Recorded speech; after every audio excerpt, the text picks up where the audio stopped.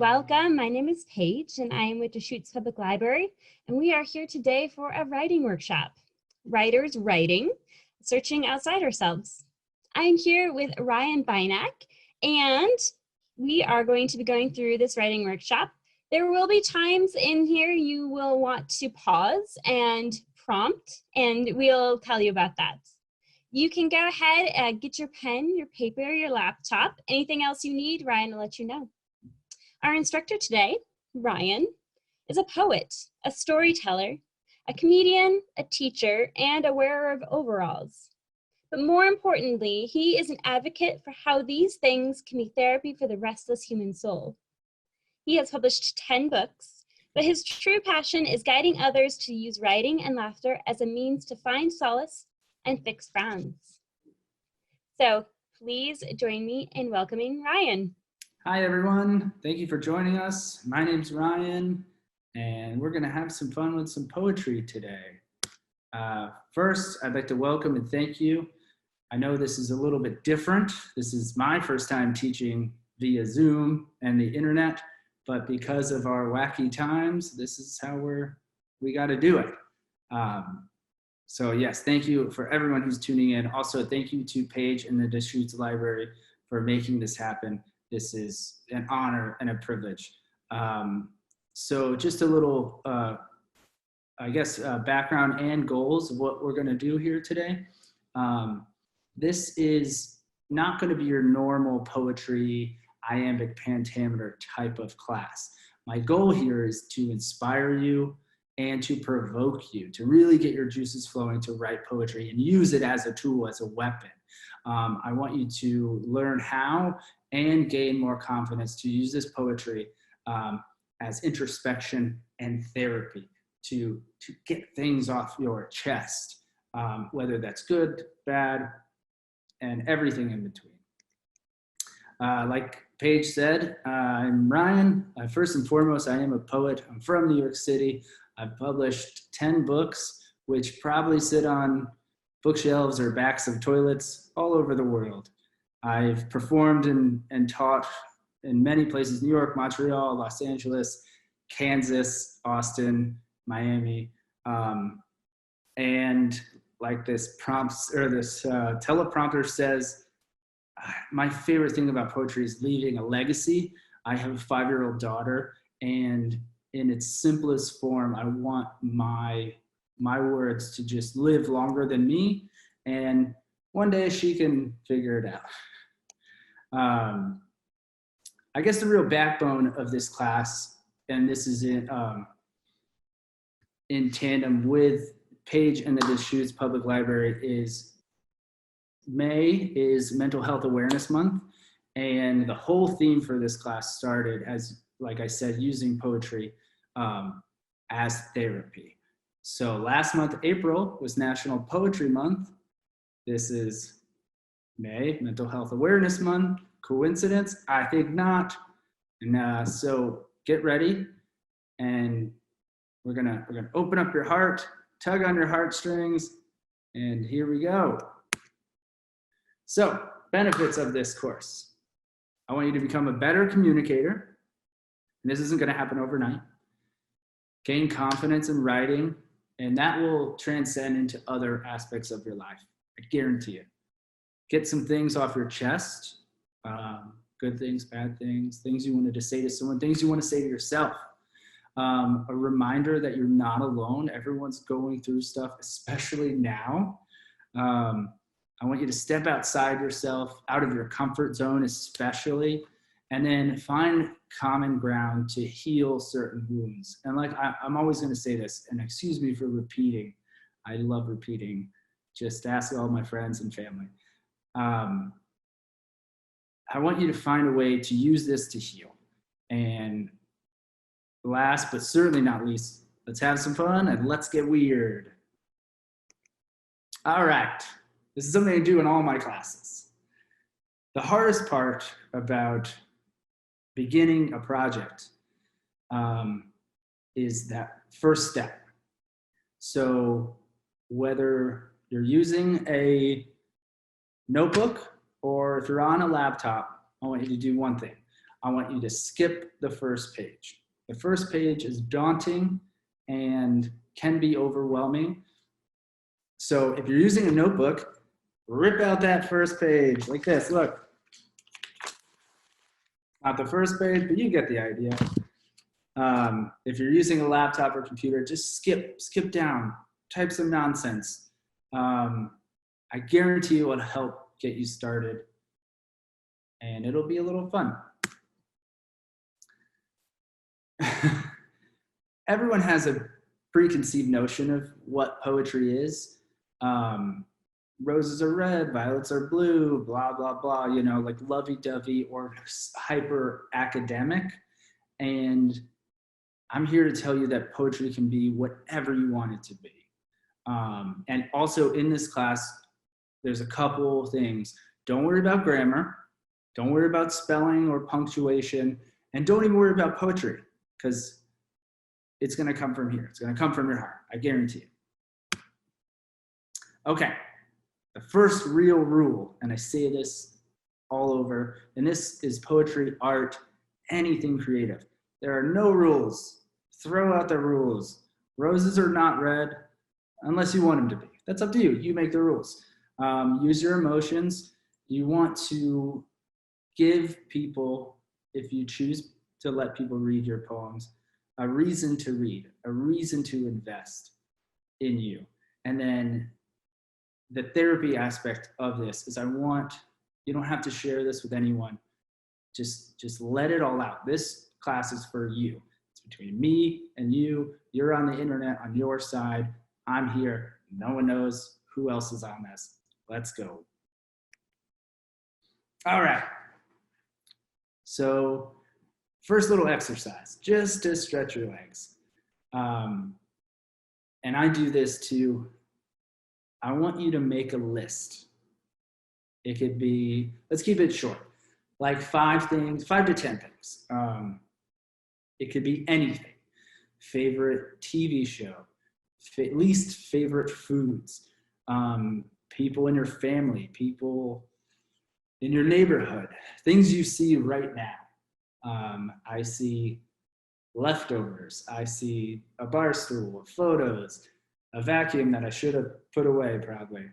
Your favorite poets and writers also help because it'll get you kind of thinking in their direction, or artists or anything like that. So what I want you to do right now is press pause and make a quick list. But the tips are have fun, don't overthink. And just because I'm a casualty of this generation, I always go for pop culture. And yeah, so press pause and have a little fun, and then we'll come back. And just like that, give us a second. All right, I hope you had fun writing out your list. I wrote a grocery list, and I need to get the perfect avocados. So when we're done with this, I gotta go. Let's get to the nitty gritty. Who are you and why are you here? There's a reason you logged in. There's a reason you chose to look at my stupid face and want to dive in and either learn something new or expand your horizons with your artistic ability. So the reason we're here, poetry enables you to express yourself and your ideas better. You could be a CEO of a company. You could be the manager of a roller skating rink in the backwoods of some weird town. I guarantee you writing and expressing yourself, especially with the means of poetry or a genre of poetry like this, it'll help you in other parts of your life. So the first exercise we're gonna do, we're gonna express ourselves about ourselves, and we're gonna create ideas about our ideas.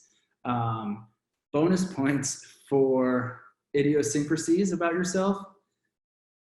Just kidding. There are no bonus points. We're not grading this. But yes, you're going to tell me who you are and why you're here. This is the first poetic exercise. So we're going to write right now. And everyone has different pasts and different stories and different hopes and dreams and futures and things that they get annoyed at or whatever. So I want you to write a short poem, and I want you to introduce yourself. Pretend you're introducing yourself to me, or you could introduce yourself to the Deschutes Library, or to a new friend, or to something invisible where you can be a little bit vulnerable and let a little part of your soul out. And then tell me why you're here in the same way, like why you decided to do this course. Was it, you're being home from work because of the coronavirus, or it's just, you just have some stuff you want to say and you don't know how to say it. And keep in mind, you're in charge. You're the leader of the letters. You are guiding this ship. I said, keep it short, but it can be any length you want. If you want to go nuts, and it can be any form. You can rhyme, you don't have to rhyme. It could be straight narrative. It could be stream of consciousness. It could be whatever you want. So again, anything about you, as long as this is a real human exercise. What's in a name? Try to use your name. Where the hell are you in the world? Try to include some sort of inner longing, hopes, fears, desire, that sort of thing. Give me some sense of your past and your future. And then also you'll see number 5, love, laughter, likes, dislikes, and dinner. I think these things, as big as like what you love and as small as what you ate for dinner, tell people who you are, or, they tell yourself who you are. Tonight I ate some sort of fried chicken that I had. It was leftovers. Not that good. Tips, anything goes, break your own rules, and be vulnerable to yourself. If you feel the need to, like you want to say something, but you're scared, I encourage you to say it, to write it. Yeah, this is it. We're going to take another pause the video, and this is the first real exercise. Thank you. Great. I hope you had fun with your first exercise. I say fun, but I also hope you identified with it on your own personal level. And now we're going to get into some more guidelines of poetry. And some stuff you may know, some stuff you don't know. So if I'm covering stuff you do know that you learned in like 5th grade, I apologize. But it will help you become a better writer or remind you of certain things. So poetry is based on comparisons. You're comparing life and all its veins and sinew to something else in life. Formulas of difference, that's what I call them. You've heard of a metaphor before, a comparison between two things that states one thing is another in order to help explain an idea or show hidden similarities without using the words like or as.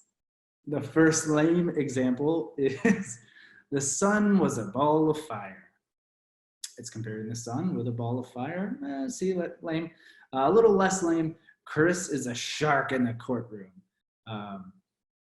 My good friend Chris is not a lawyer, but I used his name. A simile is a comparison between two things that uses like or as. The lame example is, you shine like the sun. Page, you shine like the sun. The less lame example sorry, is the shark moved like a squad car. And take from that what you will, but I think you get where I'm going with these comparisons.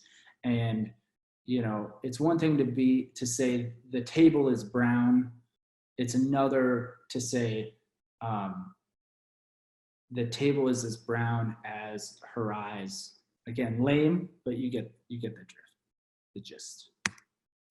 So we're gonna move on to our next writing exercise. And this one's a fun one. We're gonna harken back to our school days, and it's fill in the blank. So we're comparing two things, maybe more than one. here. And it can be more than meets the eye. So you can be a little out there. It must be real, meaning like it must be real things. Like you can't just make up a word like gabbity goobity blop. Unicorns are allowed, even though they're not real. But don't tell my daughter. She thinks they're real. And then try to make it a little bit personal. And we'll get to that in a second. So I've given you 10 fill in the blanks. To get the most out of this exercise, don't worry about coming up with something perfect. The idea is to use your subconscious to make connections in a new, more creative way. Finish or fill in each phrase below with whatever metaphor or simile immediately comes to mind. So you should pause it right here, bust out your laptop or go to your pages or your Word doc or go to your notebook and have a little fun with this. And at the end of this course, I'm going to give you my email, or you can comment on social media and stuff. I would love to see some of these answers. Yeah, have fun. The fog plumed through gunshot holes in car windows like, good luck with that one. All right, we're gonna pause. The fill in the blanks. I think that's a good exercise to get your mind wrapped around metaphors, similes, and kind of push you to not be lame like my lame examples. So we're gonna dive into the next real writing exercise. And I want you to use your surroundings and try to use a couple versions or examples of metaphors and similes. And in this, I want you to activities, meaning verbs, and include important details. You can't but you can't over describe in this scenario. And one thing I want you to do is start with one sentence. That'll help you get going. Don't think about the metaphors and stuff like that yet. Start with a sentence, and that will kind of get you going in the right direction.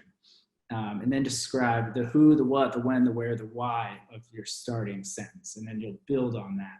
And again, just like the other one, love, laughter, likes, dislikes, dinner. My tips are be organic.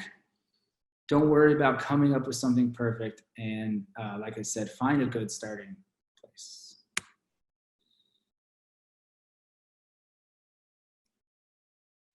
You wrote a good poem with some metaphors and similes. I can't wait to see them. On to the next lesson. And this is a big one I get. When I first started writing and publishing poetry, I remember my mom going, I read your poem. And she looked and she goes, it doesn't rhyme. And I was like, yeah, it's not really supposed to. So the answer, aren't poems supposed to rhyme? Yes, no, sure, maybe, who knows? It's up to you, entirely up to you. Not all poems have to rhyme. I repeat, not all poems have to rhyme. But if that's your style, again, there's no rules. You can do that. But for this exercise, we're gonna have some fun with rhyming. I also think that because, music is so prevalent in our lives that rhyming poems tend to stick with people a little bit more, which is okay. That's totally fine. It just hits different people different ways. What's more important to a poem is rhythm. And I'm not talking about like a cadence or a specific rhythm. I'm talking about the way you write, the way you tell a story, the way you talk. You'll hear it in my voice. I have weird inflections. The rhythm sets poetry apart from normal speech, normal prose or narrative. It creates a tone. It generates the emotion, the different emphasis. And so keep that in mind. In poetry, loud syllables are called stressed and soft syllables are called unstressed. Those little lessons I want to throw in, but we don't have to stick to them. So We're gonna write again. Yes, I'm so excited. We're gonna write 2 poems in this section. One focus on rhyme and one focus on rhythm. And the main thing here with both of these is I want you to concentrate on flow. This is my lame attempt at rhyming. We see a tree, flow a tree, get it? When you start this, you can have patterns of the rhythm in your mind, or you can find it as you're doing it.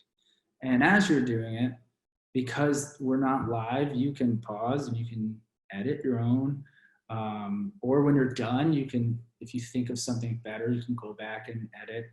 And then, you know, match up the syllables in the sounds. Consider the ends of lines important. So when you get to an idea that you're writing and you know it's a strong sentiment, like think about that and try to convey that in the poem. And don't force the rhyme. If you'll fail this course if you rhyme love and above. And again, I'm just kidding. No one fails at this, and you're never failing as long as you're just trying to write. Again, I want you to just put all your preconceived notions away and just write and use it. Find a way it helps you and just keep doing it. So my tips are, you know, don't force the rhyme. And the big one here is try reading it out loud, whether that's while you're doing it or after the fact. When you write it, read it out loud. If you're daring enough, you can have someone you're with or someone you trust, and I've done this, read it out loud to you, and it takes on a whole new life. And trust me, it's crazy. If you're having trouble finding a rhythm, I had a teacher in college that taught me this, and it helped so much, is think of your heartbeat. You know, it's, at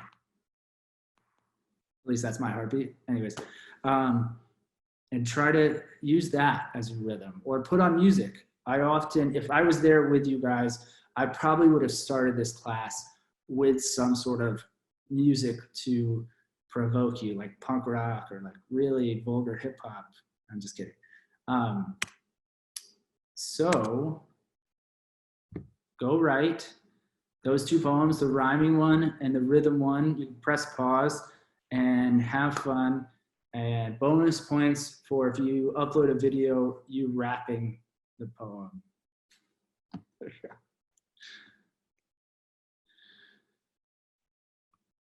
All right, we're back again. I hope you had some fun. Rhyme time. I hope your rhyme time was fun. It was fun for me. I hope it was fun for you. I know it's fun for everyone involved. Anyways, so our next section here, and this is a big one. It involves 3 things: theme, imagery, and abstraction. Seeing the message and the meaning of what you want to say through all the noise. And that's a metaphorical noise and a literal noise, meaning like the world is so chaotic, your life, work, kids, you know, love, whatever. Try to silence it all and see through the cracks. You're the narrator, so how the narrator, the characters, the setting in a poem affect or respond to the challenges or reflect upon a topic.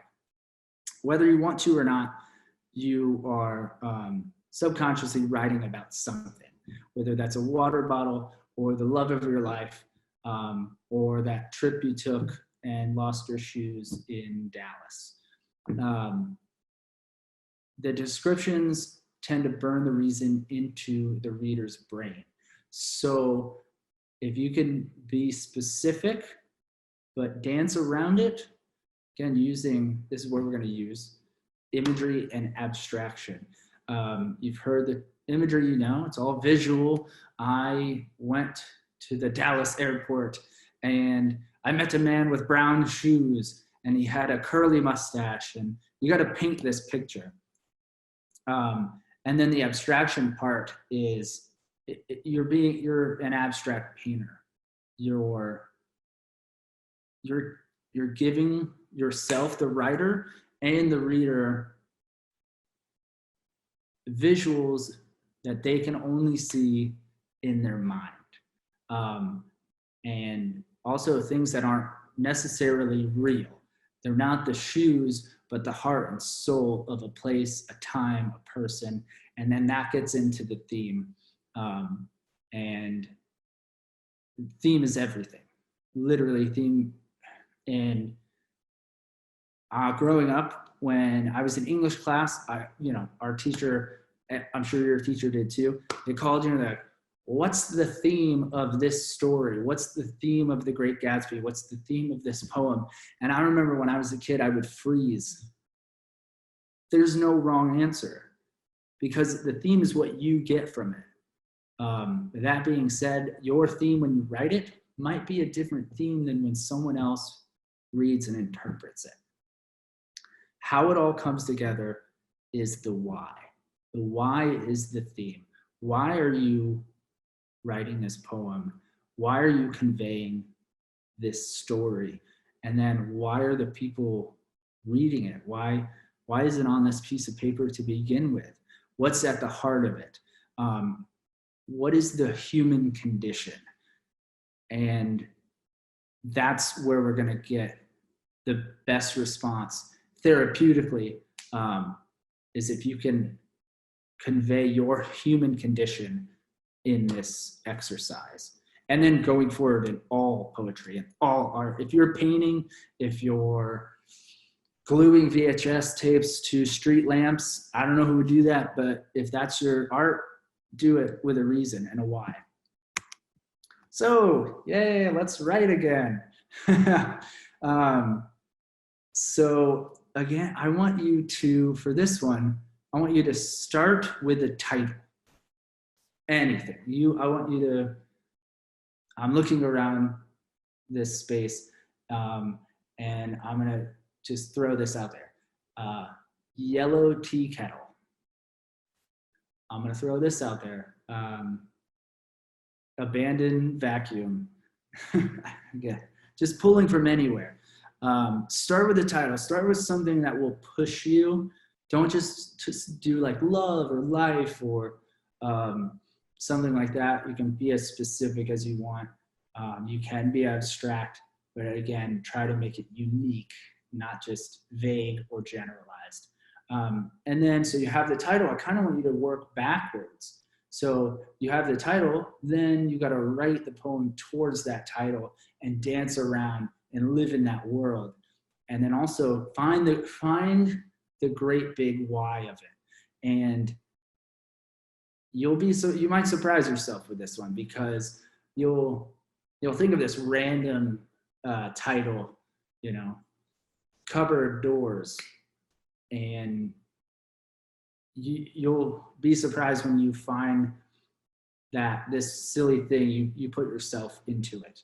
And this one I get really excited about. This is one of my favorite things. So pause again, have some fun, and yeah, I hope you're having fun. I sure am.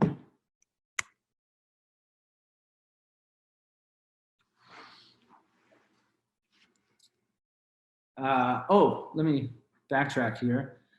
So this is your mind's eye. Do you see what I see? In this, you use strong visuals in the backwards poem. Be abstract. What is it you want to say? What is it you want to feel? Where it goes is totally up to you. Don't club the reader with your theme. Sometimes like if the theme is love and death, or the theme is like fear of the unknown, don't write I'm afraid of the unknown, because it's just kind of, it's overkill. And you don't have to go in order, meaning like you write the weird title, and then if you're like, oh, I know what I want to say at the end, but I don't know how to get there, and I know what I want to say in the middle, just write your notes, write those lines, and try to fill it in, if that makes sense. And in this one, I encourage you to put some sauce on it. And by that, I mean, like, the strong visuals, good descriptions, and personality. That's, I guess, what I want from this. So hit pause, go write this. Again, theme, visuals, and abstraction.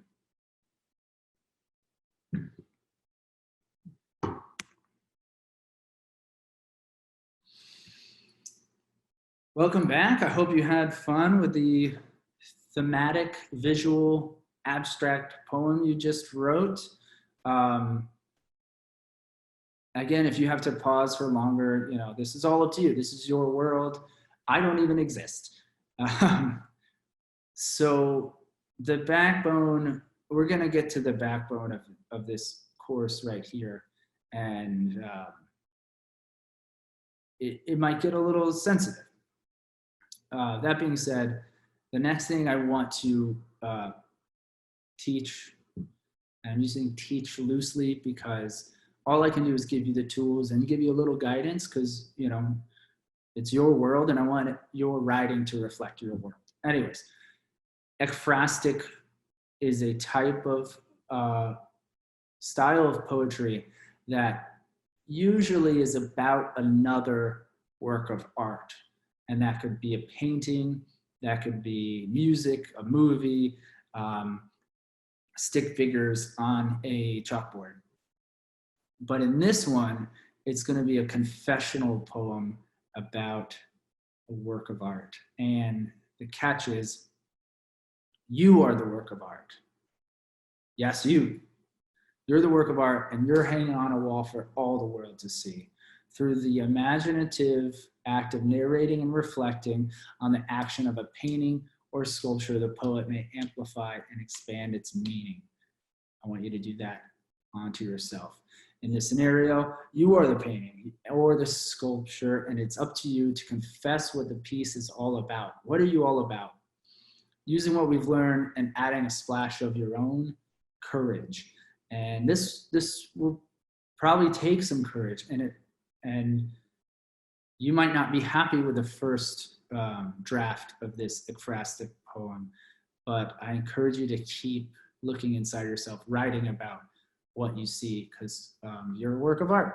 And yeah, so this is where I want you to push yourself, because the whole point of this is to acknowledge that we're all battling something. What are you battling?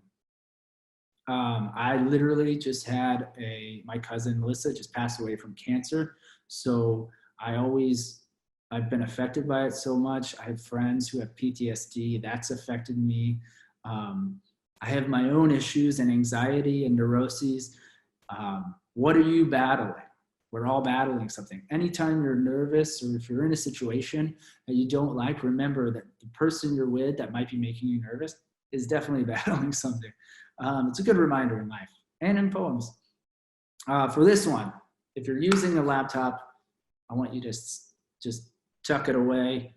And I want you to use actual paper for this one. It's important. Write it down. This could be long or short. Just I say us here, but make you feel, I want you to feel something from this exercise. Anything, big, small, whatever. And then the last, certainly not least, is I want you to get something off your chest. And again, big, small. You can be like, oh, I accidentally didn't pay for those grapes at the grocery store. Or it could be something like, I haven't talked to my brother in a year. Or it could be, unrequited love. It could be sickness, health, anything like that. Just get something off your chest. Maybe something if you want to push yourself even more, something you're afraid to say. Poetry is probably the way to do it, because you don't have to call someone and lay it out or confess. You're only confessing to yourself. And the reason I'm asking you to put this on paper is you'll see. So in this writing exercise, I call it sorry, not sorry. And there's this great William Carlos Williams poem about how and I'm paraphrasing here, he eats someone's pie and he feels bad, but the pie is so delicious that he's like, he feels bad, but he's still pretty happy he ate it.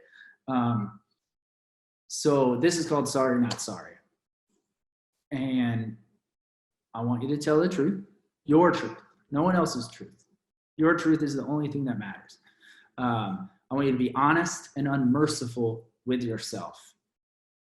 Tell of a time you regret, but embrace it. Just like that example I said, like, I'm trying to think of a personal one here. Like if I got a little too tipsy on the sauce and made a fool out of someone in front of someone else, you know, of course I feel bad about it, but no, you know, that part of your life that made you who you are.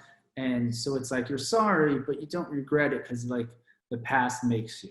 That's the essence of this. The other thing I want you to keep in mind is first thought, best thought. This is how I write all the time. Usually, if you can get in a flow and your first thought is always your best thought. When you get into like the too much editing and stuff like that, it tends to get watered down. So same goes for the next number 4, write and don't worry about the outcome. When you, and this is the most fun part. When you're done with this on your piece of paper, I want you to destroy the piece of paper. Be safe, but destroy it. Crumple it up, eat it, burn it outside. Hopefully don't start a fire or anything. Cut it up with scissors, punch it or punch through it, run over it in your car, any way like that. But I want you to write, be honest, dive deep. And more importantly, nothing I'm saying here should, you know, nothing I'm saying here is gospel. You have to write what you want to write. And all I'm saying is I want you to try to push yourself a little bit and get it out there. And then this one, you don't have to share. Again, you put it in the garbage disposal in the sink, and shred it up, or, you know, rip it up into little pieces of paper and feed it to your hamster. I don't know, but this is a big one, and I'm very proud of you guys.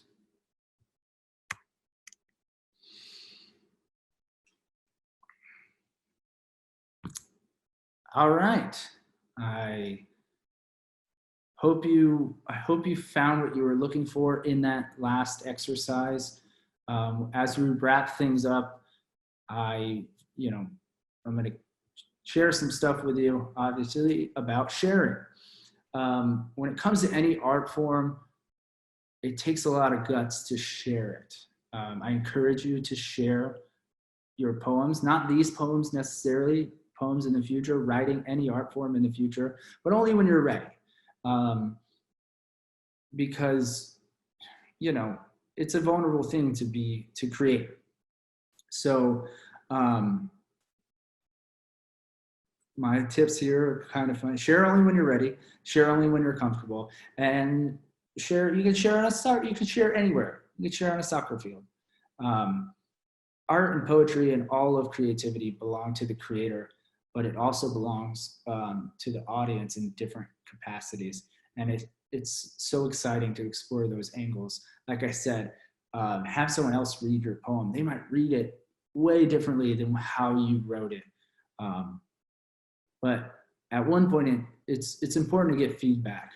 And it might help your healing process because, like I said, you might be going through something and this is helping. That might be another facet. It's just to have like someone you really trust, your spouse, you know, someone you look up to, or a mentor, or your best friend who you know won't judge you.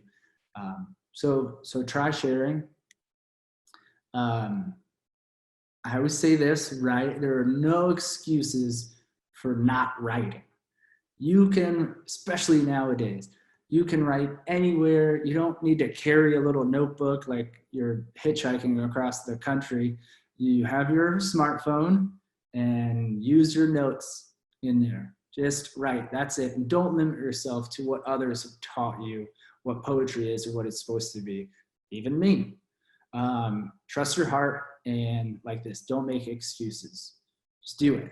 You can do it. Everyone is a writer. And then keep going.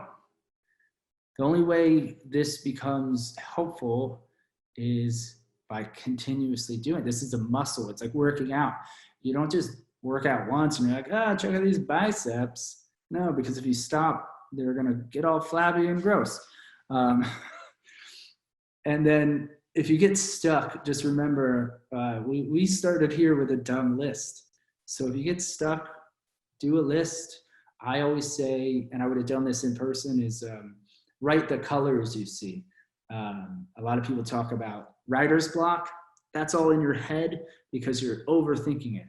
Make a list of the colors you see. I see yellow, I see purple, I see red on the screen. And you'll find your voice. I guarantee it. And I guarantee it'll exponentially more helpful. And then in closing, same as what I said before, you're going to build confidence around your poem or your idea. Include, just think of milestones in your life. The next milestone you reach, write about it. This COVID thing is ripe with anxieties and ups and downs, and definitely, do that. Find the people who back you up, and then also think about what's next for yourself and your audience. How can the audience get involved and find out more of who you are, and then the same with who you are as an artist. And I hope that makes sense, because after this class, it's very easy to go and just watch Netflix. But I hope that once you take a break and watch Netflix, tomorrow you'll wake up and you'll think about what's next, what can I write, what can I do? I included some quotes, what other poets say about poetry, and there's a million of them. So I just put 3 that I really liked, and I hope you like. Marianne Moore won the Pulitzer Prize for poetry. I don't know when, probably in the 30s, I think. Poetry is the art of creating imaginary gardens with real toads. I just think that's so accurate. I love it. One of my favorite poets, I didn't know you could write like this until I read this guy. And if you know who he is, he's very vulgar and out there, but he has this quote, and he attributes it to love, life, especially art. Find what you love, and that could be your career, a person you want to spend the rest of your life with. Find what you love and let it kill you. Let it take you to the end. And then last but not least, I think that's the 3rd time I said last but not least, whatever. In writing poetry, all one's attention is focused on some inner voice. And that's what I want you to find, is your inner voice. Please, please, please. Good luck. The only way to get better is to keep writing, find what you love, what scares you, what you want, what you don't want, what you did today, and just write it down. It doesn't have to be a journal. It can be your phone. It can be crayon on the sidewalk. And especially now, we need poetry and we need art more than ever. We live in very wacky times. You never know how your work will inspire others. I hope in a fraction that I inspired you guys, and I hope you'll share your poems with me. I hope you love your own poems, and remember, anything can be poetry. Even a grocery list is poetic unto itself. And thank you so much. I get very sentimental, but for real, from the bottom of my heart, I can't thank you enough for being involved in this. I want to thank the Deschutes Public Library, my friend Paige, for putting this together. I want to thank all of you. That's my contact information. That's my email, but you can find it. We'll put it on the links and stuff like that. And that's my Instagram, Coyote Blood. Find me. It's just weird poetry. Hope you like it. But yeah, that's really it. And if this goes well, once Corona's over, I'll be in your neck of the woods and we'll do it live in person. Thank you so much. Yeah. High five, John Lennon. Thank you, Ryan, and thank you everyone for joining us today. This is fantastic. This was our writing workshop, Searching Outside Ourselves. If you loved this, then check out DeschutesLibrary.org and our calendar for all of our other great fun free programs available online. On May 19th, we will be joined by panelists Kim Cooper-Findling, Kathleen Valenti, and Sarah Smith, all local authors, and they will be talking about plots. Are you a pantser or a plotter? Find out what they are and give us some questions to ask our panelists, and we will see you next time. Thank you, everyone.